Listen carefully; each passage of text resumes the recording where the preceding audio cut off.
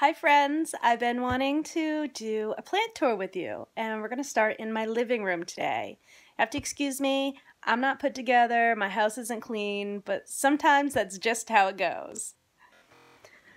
So I wanted to start with I believe this is called a dragon palm. And I'd seen these before and I heard they were good for low light. A lot of my house doesn't get the greatest light. And I found one for $4 one night at Kinney Drugs, our local little drugstore when they get in random little plants. This plant I've had for maybe about a year. It's doing really well.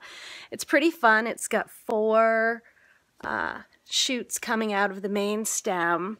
This is a northeast-facing window. It's done great through the winter. It really hasn't got a lot of light.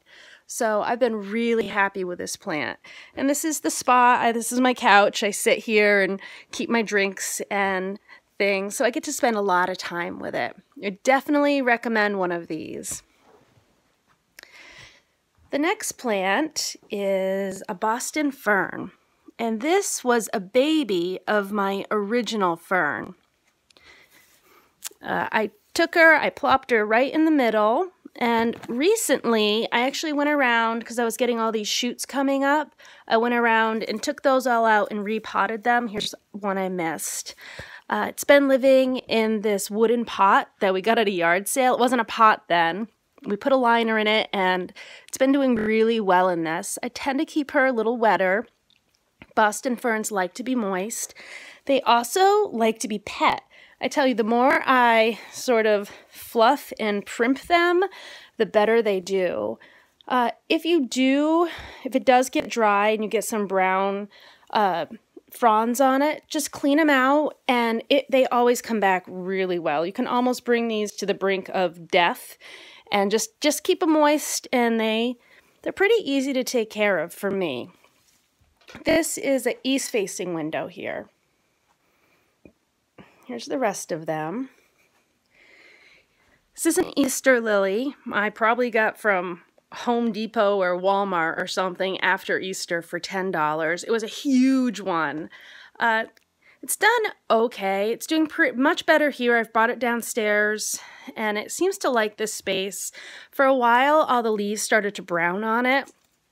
There's a few left, but I've been getting a lot of new growth. It hasn't flowered for me recently, but like I said, it's got some new leaves coming. I put it in this pot that honestly was too big for it. And I think that's been some of my problem. If I overwater it, it just gets a little too sopped down here. So I'm careful about how I water it. But it's been a pretty easy plant to keep overall. Here's my spider plant.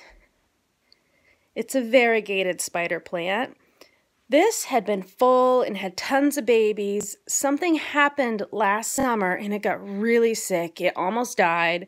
I cut off all the babies, cleaned it up, and it's slowly been coming back.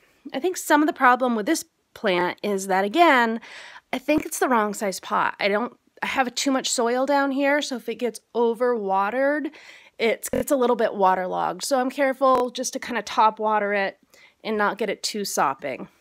Will I fix it? I don't know. I like it in this, and I think I'm managing it pretty well.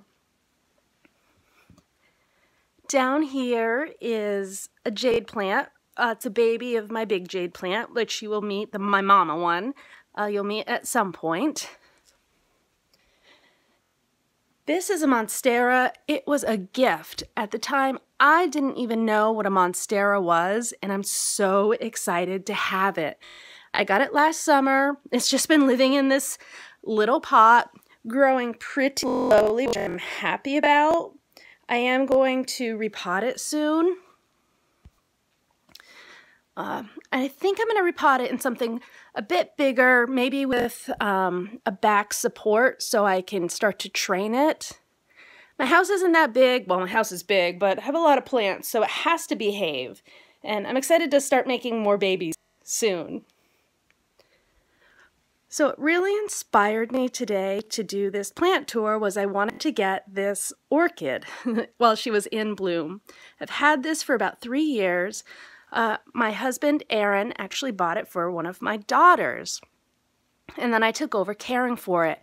I'd never had an orchid. I've always been scared of them. It has been so easy to take care of. I doesn't seem to mind if it dries out. I don't keep it too moist, but I water it when it needs.